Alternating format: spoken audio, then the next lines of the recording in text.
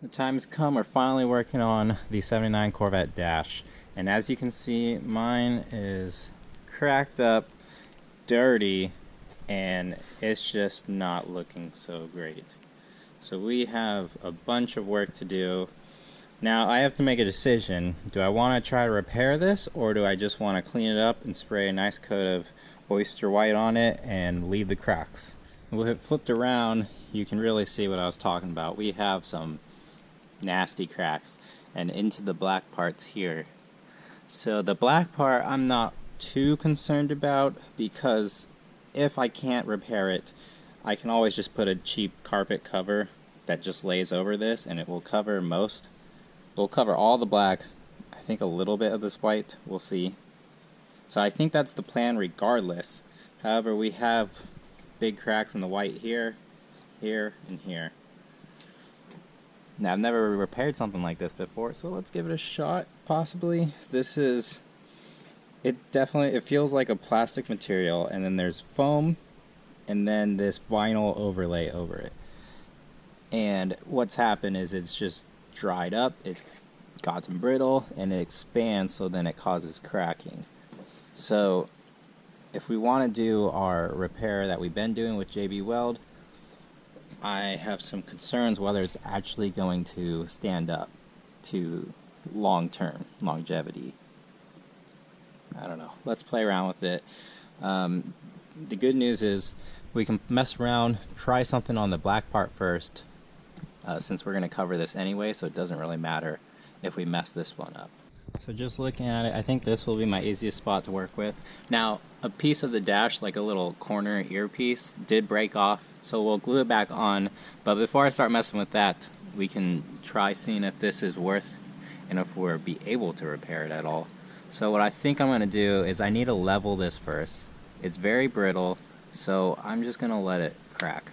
You see what I'm doing? I'm just pressing, cracking off the high spot. And then we need to fill this in and give it some structure again. Okay, so that seems to be all that spot.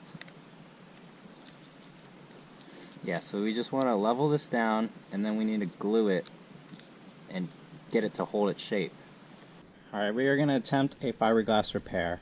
Now, not all resin is compatible with all different types of foam. I don't know what type of foam this is. I do know, just by reading, that this is a polyester resin, and just quick research, polyester only works with certain foams. We're going to find out if this works or not. It could just eat through the foam and melt it. I mean, we'll find out. But, so I wanted to put resin down and then some fiberglass to fill in the gaps of the trenches from the foam. I did take a razor blade and kind of smooth it out so the angle wasn't so harsh. You can tell on this side better. And as you can see, I made the hole a lot bigger to get rid of all the high spots on the vinyl part. So we're just going to fill resin in this hole. We're going to shove our fiberglass down, put another layer of resin on, and see how it dries. I don't have a brush, so I'm just going to try to make do with what I got. I have this foam brush.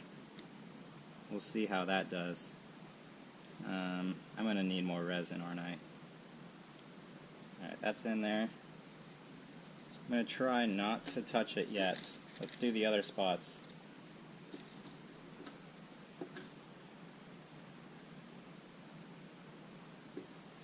Alright, now we're going to get messy. I'm going to use my fingers to just press it into the cracks.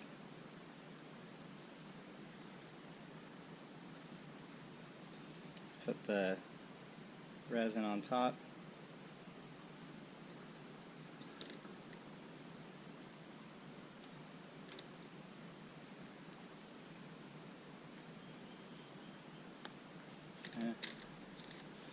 Do another layer on the side.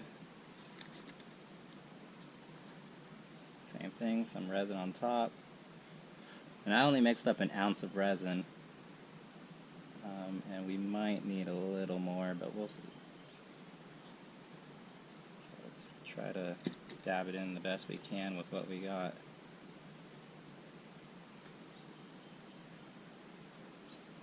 It's been a few hours and the resin's dry to the touch, It looks pretty good.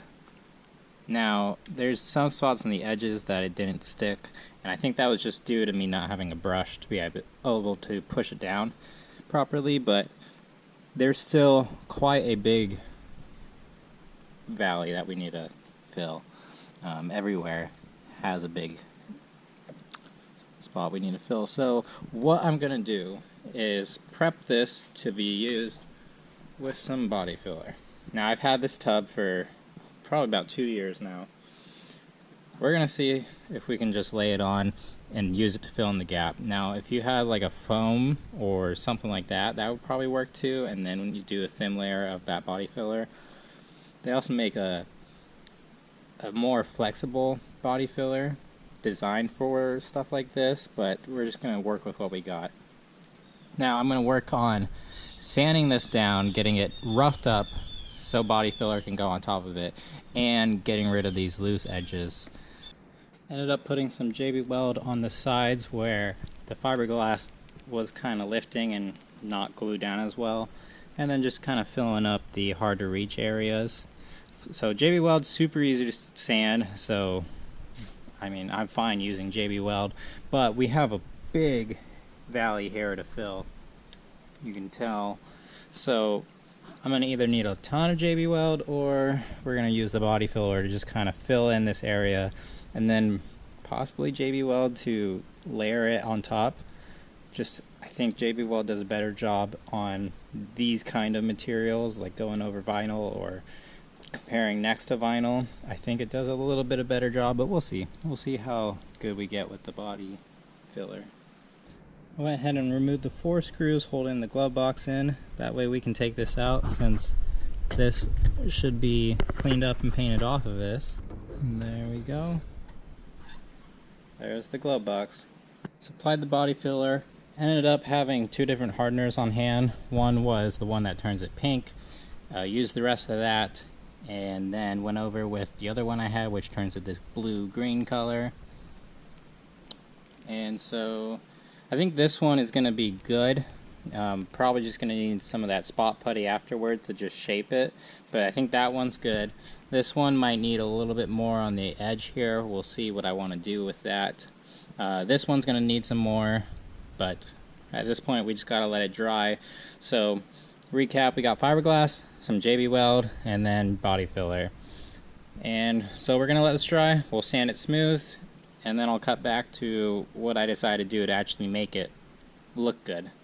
Okay, I have the body filler sanded. Ended up having to put some spot putty on just because body filler normally just leaves little pinholes. So we got it all smoothed out, and it is pretty nice. Now I put on the grills, the centerpiece, speaker grills on, just to mock it up, just to see. Because if I leave it like this, you're going to have the big splits here that you're still going to see. I did glue these on. Now there's a little line here that I could possibly smooth out, may or may not, just because I'm kind of worried they're going to fall off when I put them back into the car. But this side, so far everything's looking good. There's a little chip here, but this is the back of the dash, so I'm okay with it. And now the lines here, you're going to see this. You know, this is the white part. We'll figure out what we want to do with this, because if this works, then we'll tackle the white, but like, you're going to see this. So we need to find a way to repair the corners without moving where these slide into. So we can't affect the slot here that the speaker grill slides into. Okay, we are ready to spray some color onto this dashboard. So as you see the repair panels here, now the spot putty's not perfect, especially in the speaker grill area. I didn't really spend too much time because the speaker grill is going to cover it up. And then some little minor cracks up here and there, but I'm going to call this good enough. Let's see, we're going to spray it. So I have a trim bumper paint. This is what I've been using for blacks, but I picked up this one. I think this one will probably work maybe a little bit better. But we're going to use what's left in this can just to touch up the repair areas first, then we'll go over it with the vinyl. We are 2 coats in, and right now it's looking really patchy and not great at all. But hoping that it clears up onto the 3rd, probably the 4th coat. But it also could just be the lighting. As you see, I kind of have it in the shade away from the sun. So, well, here it is, and I gotta say, it doesn't look that great. And you'll be able to tell. I mean, it looks patchy in the repair areas. The black on the non-repair areas looks pretty good. Here's the biggest repair area, and it just looks patchy. Now, I think the right way to make this work, and I think it can work, so you'd have to get the whole thing flat, because really the problem is you have our smooth areas of our repair, but then you have the texture from the non-repair, and it's really difficult to replicate that texture onto a repair area. I don't know how. So I think the only way to really make this work would be to flatten down the entire top of this dashboard and put a layer of filler on it or fiberglass and just sand it so it's completely smooth, no more texture. And then from there you can either spray something that has texture to put texture, or just keep it flat. Now, another tricky thing is gloss black is really difficult for stuff like this, so I think that's why it really shows. Plus, I don't really like gloss for dash. It makes things too reflective, but we tried, and I don't think it really ended up working. Also, it could have used some primer and then block that, because you can see some of my sand scratches in here. So with that said, I'm not going to do a repair on the white side, the front side that you actually see, because it's going to end up looking patchy like that. And this is front and center, you see it all the time, and it would just drive me crazy. So I'm not going to make the repair. I definitely don't want to flatten out, because I like the texture in it.